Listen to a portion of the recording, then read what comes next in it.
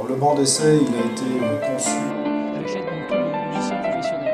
Mais aussi une évaluation social fait qu'on attend de... Bonjour Marc Ness. Bonjour. Tu es Dan, délégué académique pour le numérique dans l'Académie de Strasbourg. Exactement.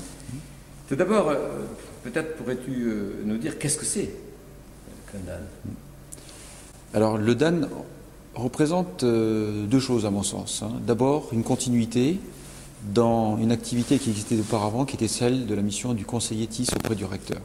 C'est une dimension académique et une dimension de conseil auprès d'un recteur qui a en charge la politique, notamment la politique pédagogique de son académie.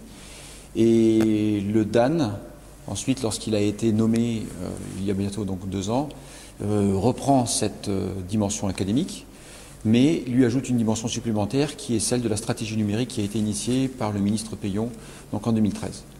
Donc pour moi, c'est à la fois une dimension de continuité, mais en même temps un nouvel élan et une dimension supplémentaire pour donner on va dire un élan et une force plus importants sur la politique numérique académique. Lorsqu'on entend Catherine Bizot-Becchetti, elle parle d'une forme de déclinaison déconcentrée de la direction du numérique pour l'éducation. Alors effectivement, la DNE s'appuie sur le réseau des DAN pour pouvoir mettre en place son action et notamment sur une nécessité de remontée et d'échange en fait entre le terrain, que sont les académies, et puis la centrale dans laquelle se trouve la DNE. Et le DAN se situe aussi à cette charnière, c'est-à-dire que c'est un réseau de DAN dans chacune des académies qui, en plus d'être sur le terrain et d'animer cette politique académique, permet aussi de faire la liaison dans les deux sens, pour faire remonter auprès de Catherine Becchetti-Bizot l'ensemble des informations du terrain sur la politique numérique, mais également aussi de pouvoir faire passer, expliquer, commenter un certain nombre de décisions et d'orientations qui sont prises au niveau national. Bon, nous nous rencontrons au Net Journée en Alsace, organisée par la Société Top. Comment s'est préparé stratégiquement sur le plan organisationnel? Quelle a été la vision de l'Académie de Strasbourg et donc du recteur que tu représentes d'une certaine façon au sein de cette manifestation pour que ces Net Journées qui sont de fait un lieu d'échange de pratiques pédagogiques entre les acteurs de l'éducation et bon nombre d'entre eux, si c'est la majorité, sont des personnels de l'État. Comment ça s'est passé? Alors on a appris déjà cette plus ou moins désignation, cette nomination de l'Académie de Strasbourg dans les élus représentants et on va dire organisateurs de ces journées il y a exactement 1 an lors des précédentes éditions qui se sont déroulées à Anguin-les-Bains. Et lorsque nous avons appris cette nouvelle-là, au départ, bon, c'était un honneur parce que, en plus du sens de l'hospitalité, c'est aussi, si je puis dire, l'occasion pour nous, de temps en temps, de mettre en avant les activités liées autour du numérique pédagogique de l'Académie. Mais connaissant les capacités de la société ITOP d'organiser des événements comme celui-ci avec la qualité qu'ils ont su démontrer, nous a donné l'idée supplémentaire de profiter de cet événement, de cette infrastructure et de cette logistique pour pouvoir en même temps apporter au personnel de notre académie un temps d'échange et de formation important. Et dans l'Académie de Strasbourg, nous sommes dans une phase justement de mise en valeur ce qu'on appelle les référents numériques des établissements. Ils sont 216, un par établissement. Cette manifestation était pour nous l'occasion aussi de leur proposer un événement dans lequel ils allaient pouvoir valoriser leur travail au quotidien. Donc c'était à la fois une démarche ambitieuse, et elle l'a été d'ailleurs, puisque ça nous a occupé, si je puis dire, pendant 3 mois où nous avons fait beaucoup d'échanges avec la société organisatrice pour apporter le contenu qui allait remplir et enrichir la structure et l'organisation qui était mise en place. Alors, dans le champ du numérique éducatif, pédagogique, quels sont les chantiers prioritaires qui ont été retenus par le recteur et donc par l'Académie de Strasbourg? Alors il y en a plusieurs. On a l'historique déjà. Dans l'Académie de Strasbourg, on a un espace numérique de travail en TA qui va bientôt fêter ses 12 ans et qui a apporté dans nos pratiques du numérique déjà pratiquement une certaine révolution. Donc l'idée déjà, c'est de pouvoir enrichir le volet pédagogique de cette ENT. Ça, c'est un chantier principal qui occupe une bonne partie déjà de l'équipe de la DAN. C'est-à-dire passer de l'ENT scolaire, je dirais, voilà, à l'ENT pédagogique. Grosso modo, c'est ça. On avait un ENT pour lequel le volet pédagogique était minimaliste et on voulait donner une forte valence pédagogique en nous appuyant d'ailleurs sur les recommandations du SDET, le SDET V4 qui recommande fortement, et c'était aussi une remontée de notre terrain, de mettre un volet pédagogique dans cette ENT. Le deuxième chantier, c'est la promotion des usages à partir de la valorisation des expérimentations. Pour nous, il est essentiel de baser les usages du numérique d'abord sur des nouvelles pratiques pédagogiques. Il est important de comprendre que le numérique ne va pas impulser systématiquement des nouvelles pratiques pédagogiques tant que les enseignants n'auront pas déjà au départ soit la prédisposition à se questionner sur la pratique, ou bien un accompagnement pour les aider à réfléchir sur leur posture d'enseignant.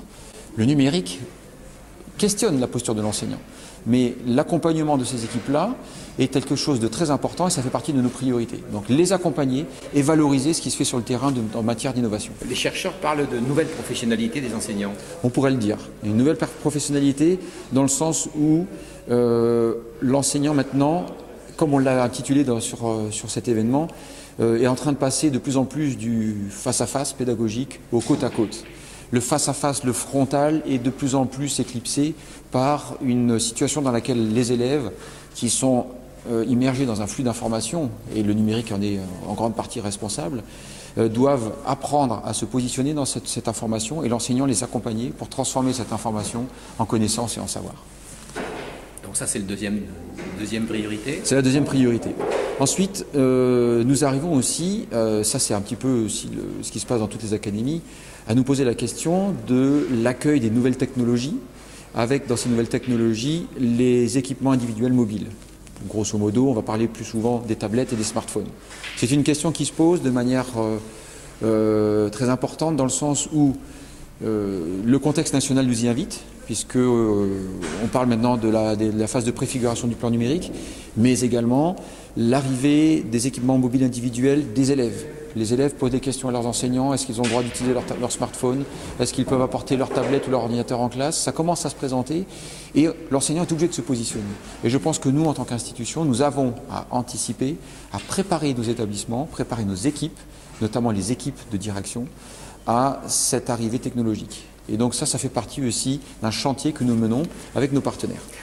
L'actualité aujourd'hui, c'est aussi la préfiguration du plan numérique prévu par le gouvernement. Alors on est en plein dedans, effectivement. La question de l'équipement individuel mobile est au cœur de cette phase de préfiguration, puisqu'elle prévoit donc à la rentrée 2015, donc c'est dans 6 mois, 300 collèges sur le territoire national puissent être équipés à la fois de terminaux, donc d'équipements individuels mobiles et de ressources pour que les élèves et les enseignants puissent appréhender cette nouvelle dimension du numérique éducatif. Donc ça veut dire que dans l'académie, on va devoir s'appuyer, et nous y sommes prêts, ça va devoir s'appuyer sur des établissements qui ont déjà des projets numériques. La priorité chez nous, c'est de partir d'abord du terrain. Des femmes et des hommes qui ont des envies, qui ont une appétence pour le numérique, mais surtout une appétence pour l'innovation pédagogique, et qui vont monter des projets.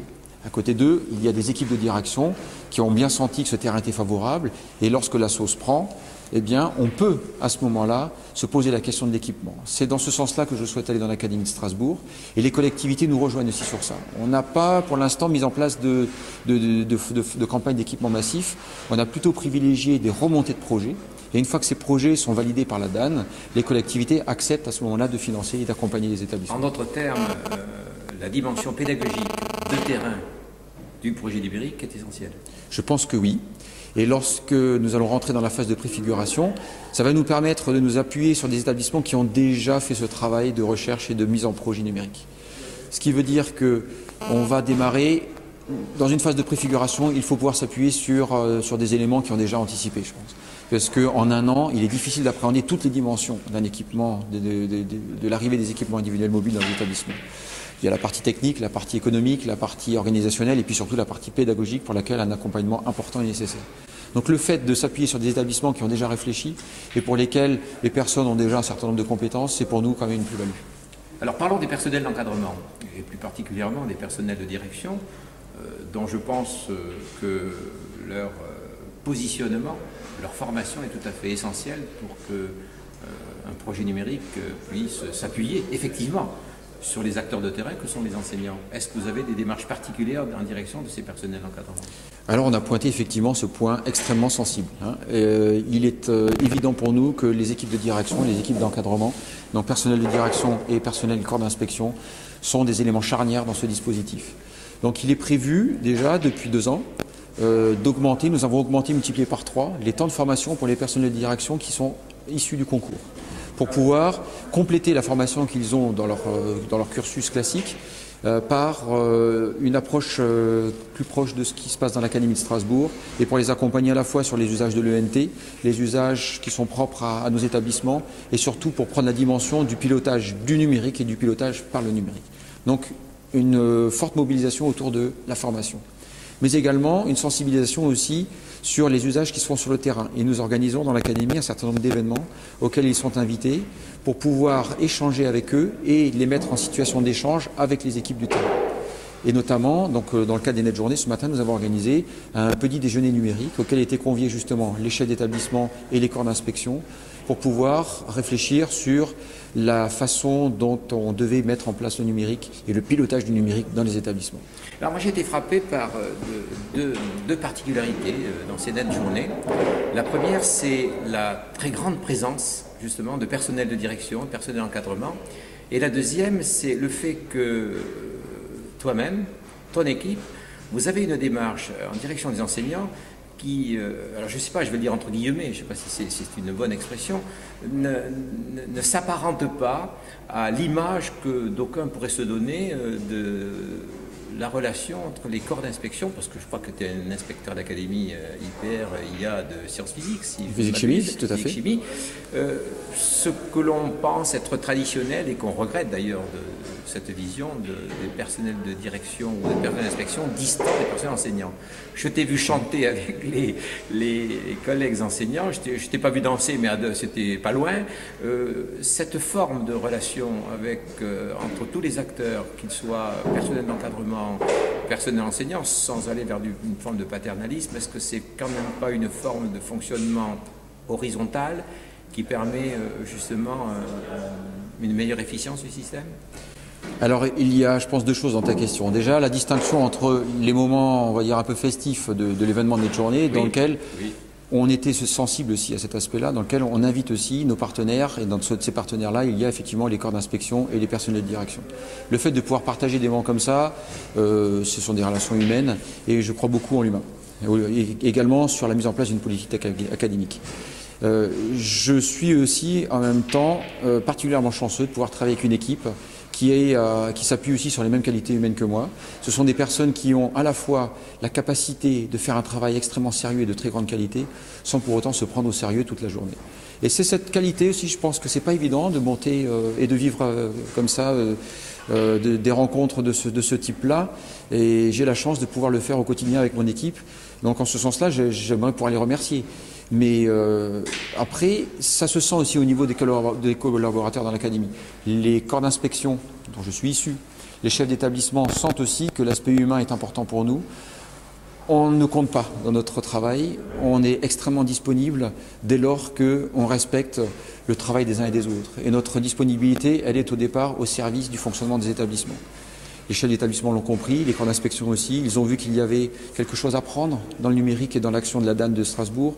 Donc ils l'ont bien compris, ils nous le rendent aussi. Parce que vous avez bien vu, cet échange-là, tout autour de la journée, c'est un échange qui est bilatéral. Autant horizontal, je dis moi. Et horizontal aussi. Alors les 2 dimensions sont importantes. Bilatéral, c'est-à-dire qu'on reçoit autant qu'on donne.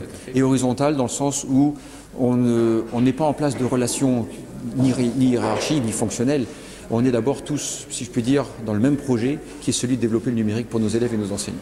En tout cas, je tenais à te dire que personnellement, je l'avais apprécié. Merci bien. Merci. Mais par contre, on va pouvoir choisir son cheminement pour arriver au résultat avec des outils